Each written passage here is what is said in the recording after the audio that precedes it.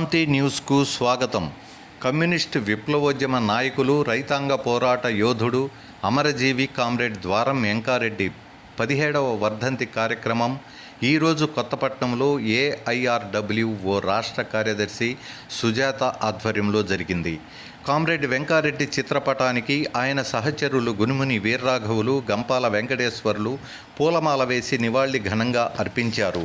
ఈ కార్యక్రమాన్ని ఉద్దేశించి నాయకులు మాట్లాడుతూ, కామ్రేడ్ వెంకారెడ్డి ఎమర్జెన్సీలో ఉన్న కమ్యూనిస్టు నాయకుని పరిచయం మరియు కమ్యూనిస్టు ఉద్యమం, దాని విలువలు, మిలిటెన్సీ ప్రభావం ఆయన జీవన సరళిని మార్చిందన్నారు.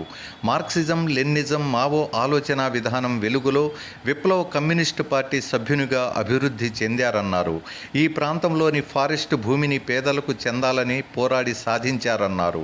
పెత్తందారులు బనాయించిన అక్రమ హత్యాయత్నం కేసులో జైలు జీవితం గడిపారు.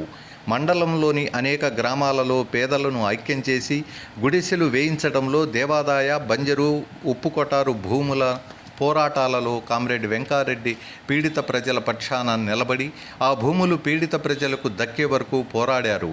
విప్లవ కమ్యూనిస్టు పార్టీ రాజకీయాలతో మమేకమై ఆదర్శవంతంగా జీవించిన కామ్రేడ్ వెంకారెడ్డి జీవితం నేటి యువతరానికి ఎంతో ఆదర్శనీయమన్నారు.